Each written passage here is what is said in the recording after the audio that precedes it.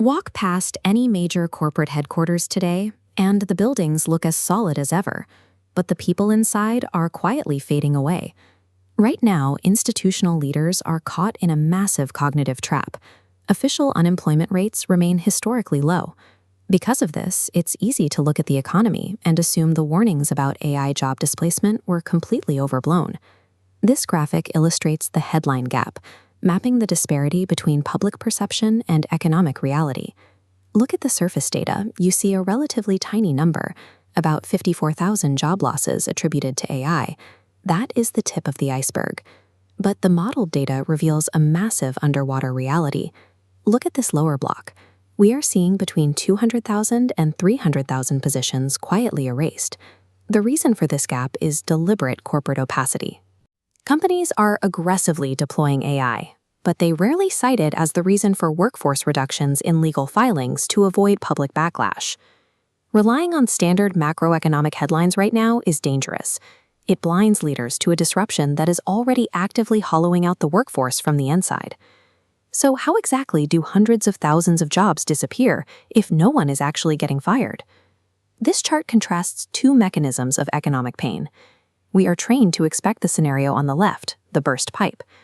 When we think of recessions, we look for visible, traumatic mass redundancies. We expect to see thousands of people carrying cardboard boxes out of high-rises. That is what triggers media coverage and political response. But look at the right side of the diagram. The actual displacement happening right now looks like a closed valve. This is the mechanism of the silent recession. A company that employed 50 junior analysts a few years ago might employ just 15 today. They didn't conduct a mass layoff, they simply initiated absolute hiring freezes and never replaced the staff who left. Employees move on, but their old roles are permanently closed. This keeps the official unemployment rate mathematically steady, even as the total pool of available jobs drastically shrinks. Leaders have to stop preparing for a sudden economic explosion. We need to address the slow, methodical starvation of the job market happening today. But how does a corporation freeze hiring across the board without crippling its own output and revenue? This chart maps out the microeconomic driver making this possible, the productivity leverage multiplier.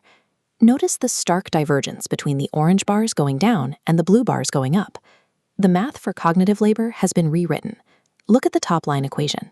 One senior architect, equipped with agentic AI, now outputs the exact same volume of work as a traditional 10-person team.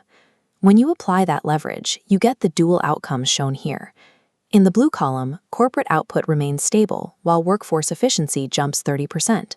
Simultaneously, operational costs are slashed. Corporations have successfully decoupled their revenue growth from human headcount. They can expand their market share without ever expanding their payroll. However, this creates immediate macroeconomic blowback. When headcount drops, payroll-tied tax revenues fall, and overall consumer demand inevitably contracts. AI has transitioned from an individual software tool to corporate infrastructure, permanently erasing the need for massive human capital in cognitive roles. This raises a fair question. If this multiplier is active right now, why hasn't the white-collar economy completely collapsed already? This graphic maps the difference between automating a task and displacing a worker. They are not the same thing. Look at the outer cyan ring. When tasks are first automated, the human is usually still required for oversight and fact-checking. This creates a temporary period of vocational reorientation, where people adapt their daily workflows, rather than instantly losing their jobs. But that period has an expiration date. As highlighted in the bottom right corner, there is a strict 6 to 18-month lag between a task being automated and a corporation officially reducing its headcount. The economic stability we see today is just that lag period playing out. The tasks that AI learned to do in late 2024 are translating into the completely vanished jobs of 2026. Who actually bears the brunt of this closed valve? We need to look away from corporate timelines and examine the specific demographic being shut out today. This chart visualizes the damage. The professional entry-level market has structurally disappeared. Look at the middle metric. We've seen a 50% drop in new job openings for workers with less than 1 year of experience. Without those entry-level roles, corporate demographics skew immediately older.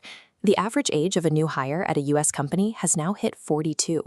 For recent college graduates, this translates into immediate crisis. We are seeing major spikes in early career unemployment because the roles they spent 4 years studying for literally do not exist anymore. These young adults are entering career unemployment, forced into lower-wage jobs completely disconnected from their specialized degrees. The bottom rung of the socioeconomic ladder has been digitally removed. For youth ministries and young adult career guidance, this is a 5-alarm fire requiring immediate intervention. As cognitive labor collapses, we have to pivot toward the physical and relational domains, where humans still hold a total advantage. This graphic outlines the unautomatable core, 3 pillars AI cannot touch. High-touch fields like nursing require physical embodiment. Next, robotics fail in chaotic environments, securing high-trade plumbers. Finally, high-talent localized pastoral leadership remains disruption-proof. Institutional leaders must actively guide their communities. We need to steer people away from routine digital tasks and toward these 3 resilient pillars of human endeavor. We can't treat this data as a distant theoretical problem. We have to ground it into a localized, immediate timeline. The future is arriving far faster than the original models predicted. Look at this forecast.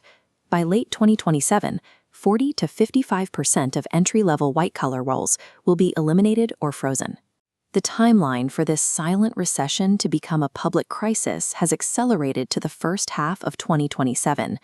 This demands a pivot to operational readiness via this pastoral prescription.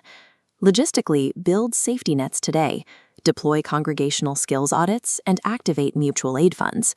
Spiritually, preach a theology of work now to sever identities from corporate titles before layoffs hit.